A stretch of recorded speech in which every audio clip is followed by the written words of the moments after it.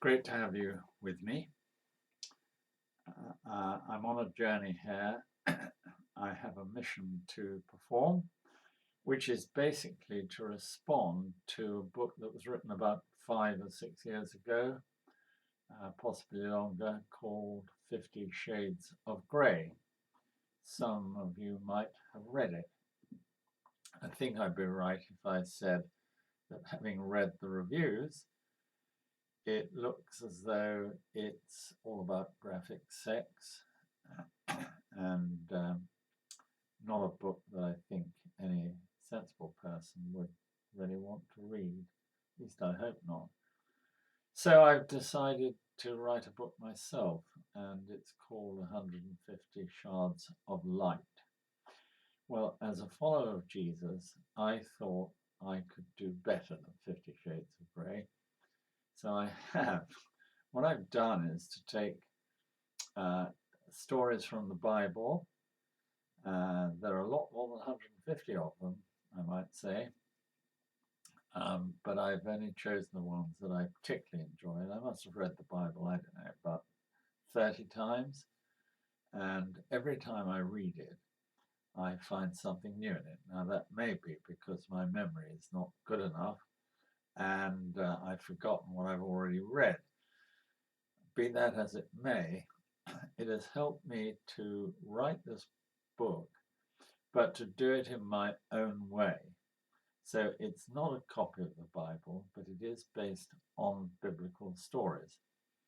And where I refer to a biblical story, which I don't always do, then the appropriate place in the Bible is also mentioned. So if you've got a Bible, you can look it up yourself. So with this short introduction, I'm going to take you straight into shard number one. Shard number one is based on a conversation between a father and son. And the heading is, Has the Bible got it right? And this is a question I think a lot of people might want to ask. So the dialogue is between the son and the father. The son. I'm reading the first chapter of Genesis. It's in the Bible, and it tells how the earth and everything on it was created. So what does modern science think about something that was written some 3,500 years ago? Dad, a very good question, son. I happen to have a book on that very subject, written by a Dr. Hugh Ross. Now listen to his qualifications.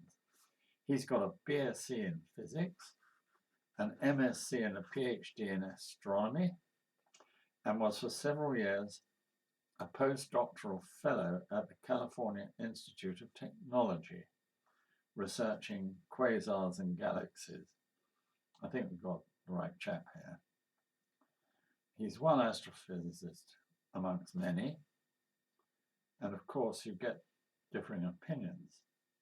So I'll just confine myself to quoting something he wrote that is universally agreed, and that is the order in which things were made. So this is what he tells us about the order of creation.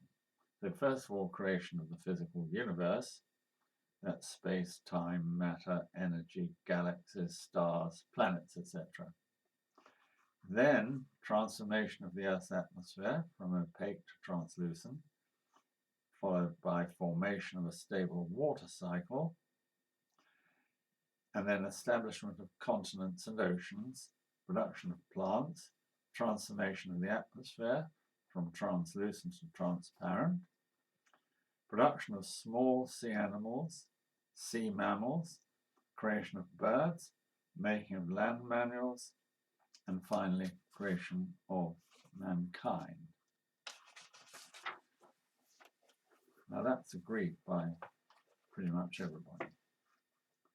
But Dr. Ross added, given the record in this table perfectly accords with the findings of modern science, the odds that Moses, who most theologians think wrote Genesis, could have guessed this correct order of events, even if he were given the events himself, are one chance in roughly 40 million. That's a lot worse than winning the lottery. He goes on, in addition, Moses scored 3 out of 3 in describing the initial conditions. Of course, most amazing of all is the accuracy of his depiction of each creative event.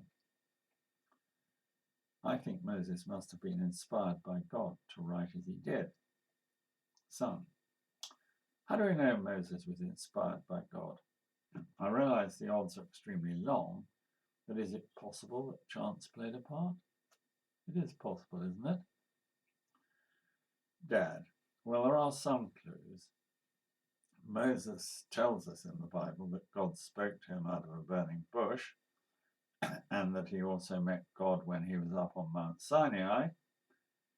He would meet regularly with God during the Israelites' journey through the desert. You would have to throw the whole Bible out if you can't allow God a presence throughout its history. I wouldn't advise you to do that.